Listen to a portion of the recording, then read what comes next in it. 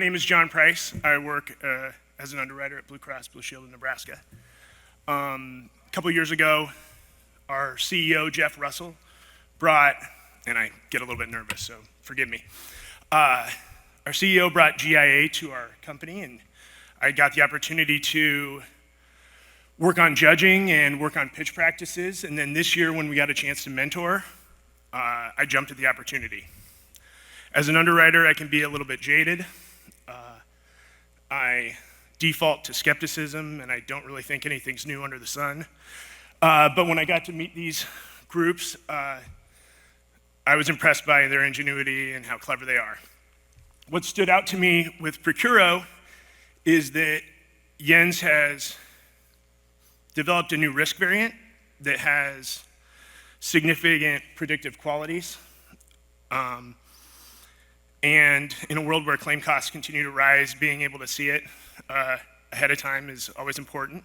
And he pairs it with an intervention. So I'll stop talking. Will you guys please help me welcome Jens Nastrom and Magnus Sundquist with Precuro. Thank you.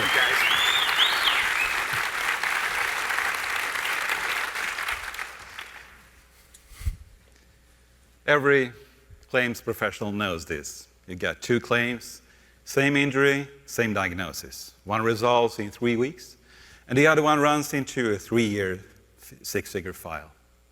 And the difference isn't the injury, because medically, there is no difference. It's the mindset. And that's what we at Precuro are assessing in workers' comp, disability, for TPAs, reinsurance, and captives. I'm Jens Nastrom, psychologist and founder. And I'm Magnus Sundquist, CEO and co-founder, and Precuro is based in Stockholm, Sweden. Originally as a psychologist, I specialized working with lawyers. I worked for over 20 years with more than 70 law firms in 10 European countries. From that work, I learned 2 things that I think are overlooked in insurance. First, people react wildly differently to adversity. Secondly, because they react so differently, a one-size-fits-all approach to managing and support them leaves a lot on the table. So I trained lawyers and also case managers at insurance companies in Sweden on how to adapt how we provide service according to the psychological profile of clients and claimants. That was 10 years ago. I knew the approach worked. I just didn't know how to scale it, but now I do. Because insurance is about risk, and risk is often a consequence of behavior. And behavior stems from how we think. That makes it measurable, and that makes it manageable.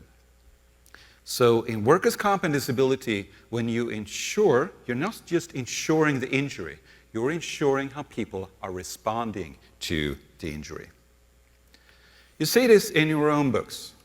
Some claimants, they engage, they follow treatment, and they recover. Others, they disengage, escalate, and become disproportionately costly. That variability is real and consistent. But today, it isn't measured at intake, meaning your teams are left to deal with complexity after it develops instead of anticipating it on day 1. So we've quantified this, a new insurance variable, cognitive risk intelligence. Because today's models look backward. You look at past claims, demographics, previous diagnosis. And we're adding a forward-looking cognitive signal that is collected at the moment a claim is filed, and then before the course is set of that claim. Simple process. We just ask a few questions, non-provocative, that are assessing your thought patterns.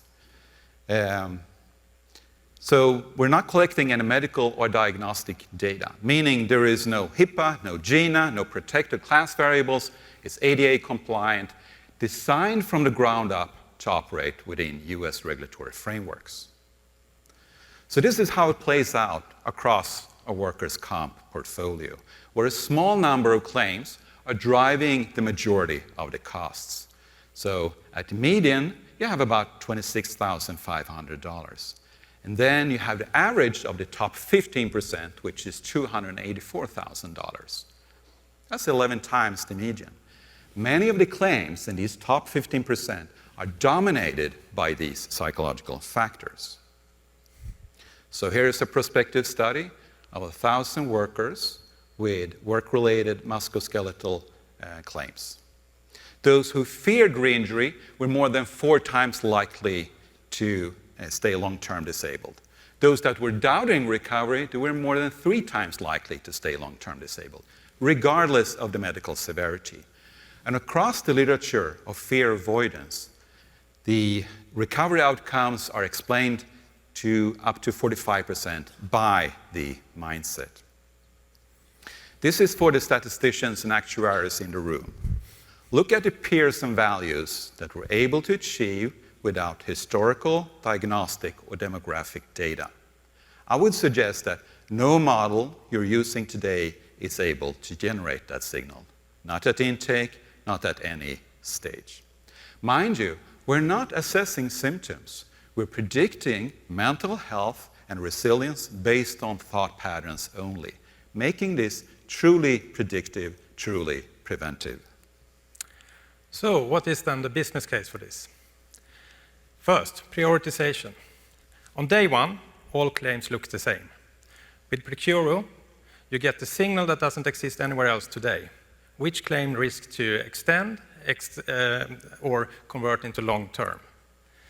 Secondly, smarter resource allocation.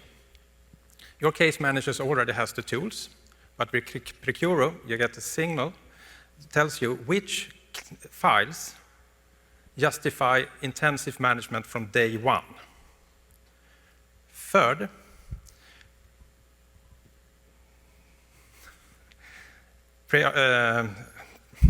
tailored interventions.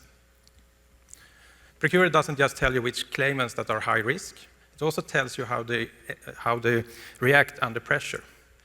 So match your intervention with the person, not just the file. So for the first time, you can actually route people, not just files.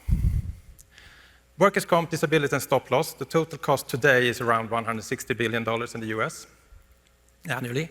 We are confident from what we knew in Europe that we actually can reduce your cost with around 2% just by letting you use your existing resources better. And 6 minutes is never enough. So if this is interesting in any way for you, please contact us and let's have a longer conversation. Thank you.